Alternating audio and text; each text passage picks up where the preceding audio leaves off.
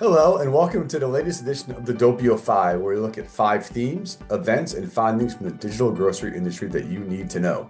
I'm Tim Denman, and this is a special edition of the Doppio 5 because we're not going to be looking at events from the past few weeks, but rather some of the top takeaways from the past year in digital grocery. This is all going to be based on our recent report, 2024 Digital Grocery Year in Review. We're going to touch on 5 big trends from the past year that we've covered in the report. Number one, customers spending more but shopping less. Number two, Walmart continuing to capture market share. Number three, omnichannel shoppers spending more. Number four, GLP-1 influencing assortment. And number five, grocers struggling with digital profitability. Let's jump right into it with number one, customers spending more but shopping less. Customers spent nearly $1 trillion on groceries over the past 12 months, up a little bit less than 2% from 2023 totals. On the digital front, consumers spent $126 billion on groceries, which was around 4% more than the previous year's total.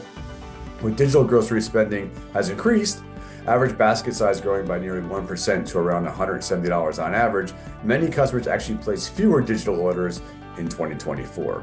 Nearly 40% of digital grocery shoppers report a reduced number of year-over-year digital orders. While individual orders have decreased, their value has actually increased, albeit modestly, helping to contribute to an overall rise in digital revenue, which is good news.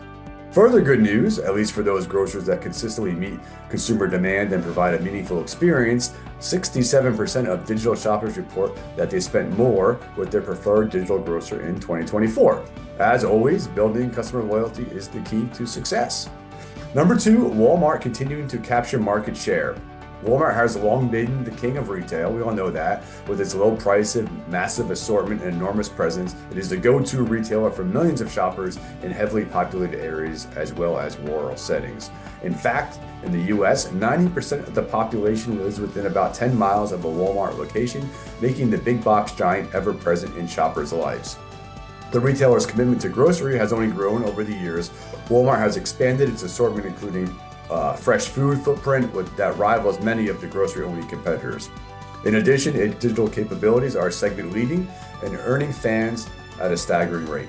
It's no surprise that more than a quarter of grocery sales in the US are captured by Walmart, accounting for the biggest piece of the digital grocery pie.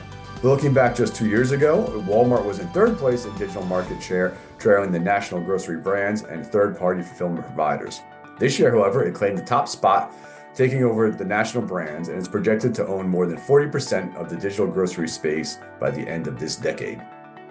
Number three, omnichannel shoppers consistently spend more. Digital grocery is difficult to execute, expensive, and often margins are below the break-even point. So why are grocers committed to growing their offerings? Well, the common response is the need to keep up with the times. Grocers can ill afford to let their rivals claim a leadership position in the world of digital. Add to that the belief that as technology operations and usage increase over time, digital can become a profitable endeavor. Today, online-only shoppers spend about $659 per month, with an average margin of around a 2% loss, actually, making its current incarnation unsustainable. At the other end of the spectrum, in-store only customers spend $669 per month with an average margin of a little more than 50%. And that's a great margin, but grocers would love to find a way to increase that top line number. The middle ground is omnichannel shoppers. Multi-channel shoppers spend a little more than $1,000 a month average, with a greater than 25% margin. Consumers who shop both online and in-store spend 1.5 times more than single-channel shoppers. Yes, the margin is less, but these shoppers are still highly profitable, and as digital shopping becomes more economical over time, margins will grow in lockstep. Number four, GLP-1 influencing assortment. We've all run into an old friend who looks like they've lost a ton of weight. There's a good chance that they're taking one of the extremely popular GLP-1 drugs, like the brand name Ozempic. The weight loss and diabetes drugs are not only helping to shrink waistlines, but they're changing users' shopping habits and consequently grocer assortments. Around 12% of adults report having taken a GLP-1 drug, and 6% are currently taking such a drug. According to Grocery Doppio's research, 97% of GLP-1 users reduced their grocery spending after taking the drug by an average of around 11%. That's not really surprising since the drug is known as an appetite suppressant. Snacks, candies, baked goods, sodas, sugary drinks were the products that users removed from their shopping list most frequently. In place of these harmful options, shoppers are adding lean protein, meal replacements, healthy snacks to complement their new health-conscious approach. This year, to capitalize on the trend, 77% of grocers plan to expand and deepen their healthy assortment. 71% plan to increase their digital marketing efforts promoting food as medicine, and 43% plan to provide in-store nutrition education. Number 5, grocers struggle with digital profitability. 83% of the grocers we surveyed for our end of the year report say that they are dissatisfied with their online profitability. It's kind of surprising it wasn't 100% considering that low margin associated with the business model.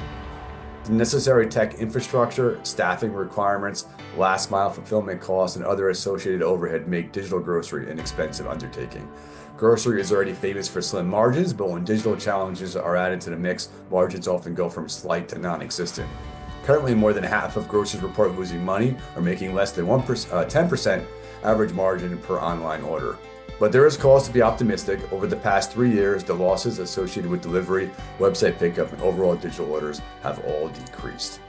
Since 2021, grocers' delivery losses have decreased by more than 15%, website losses by nearly 10%, and overall digital order losses by nearly 24%. That brings this edition of Doppio 5 to a close. If you want to read more about these findings, go to the Grocery Doppio website and you can download the report.